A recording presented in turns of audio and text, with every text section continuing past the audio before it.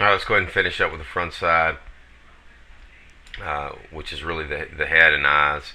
And again, you don't want to follow the ball with your neck. You want to track the ball out front, get all the information out here, see it out front. And really the feeling is, your head stays back and takes a picture of the ball out here.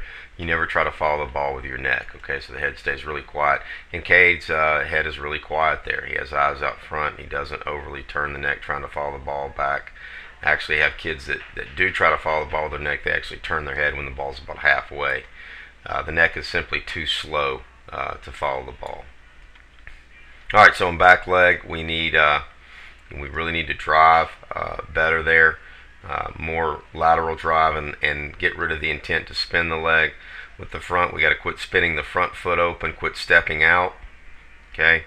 And with the upper body, we need more tilt and less turn there. In other words, be focused more on bracing up and transferring to the hands as opposed to trying to spin the shoulders or torso and bat through the ball, okay? So feet sideways, more tilt with the upper, less turn with the upper. Head looks good, keep the head back. All right, back arm. If you look at Miggy there, okay, Adrian's clip is cut off just a little bit there at the beginning here, but you can really see how Miggy's elbow works up here, and there's a real looseness to it. And then that elbow's going to slot into the ball, real rhythmic action.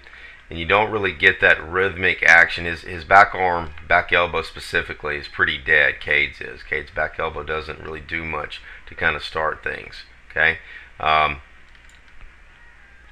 so I'd like to see him incorporate, a loading action, a rhythmic loading action with the back arm. And again, that's really here at the shoulder joint where the humerus lifts and turns in.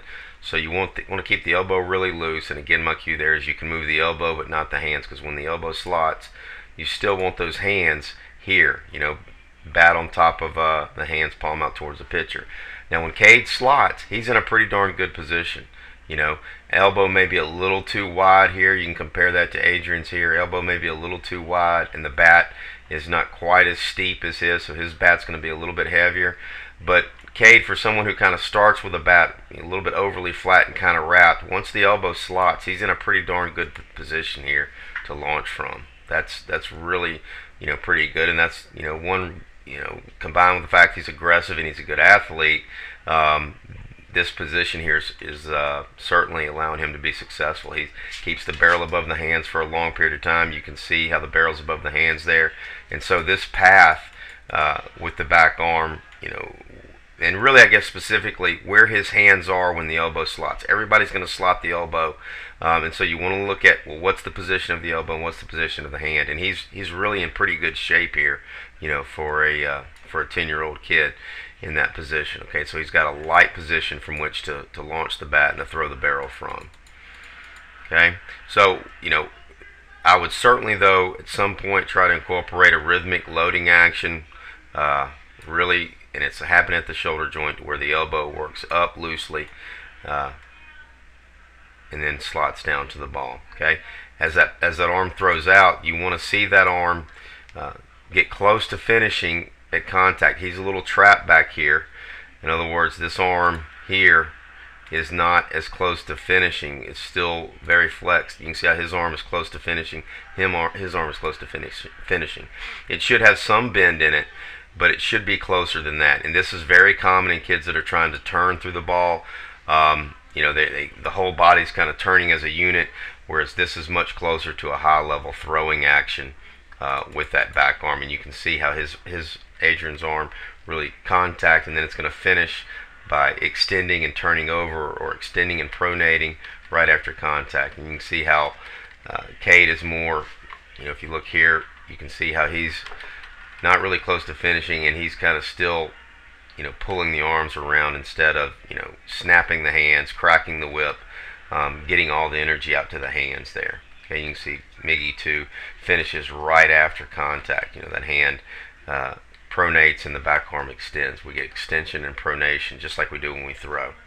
Okay, so I would try to have that back arm more extension and pronation through contact. Simply speaking, more of a throw-like pattern right at and through contact with that throwing arm.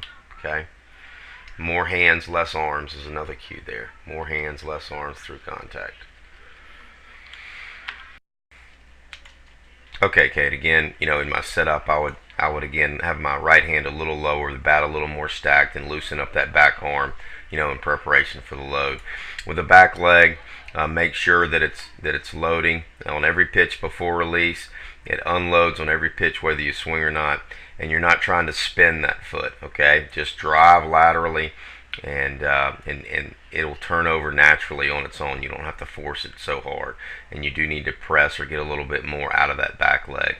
Okay, the front side, try to quit spinning the front foot open.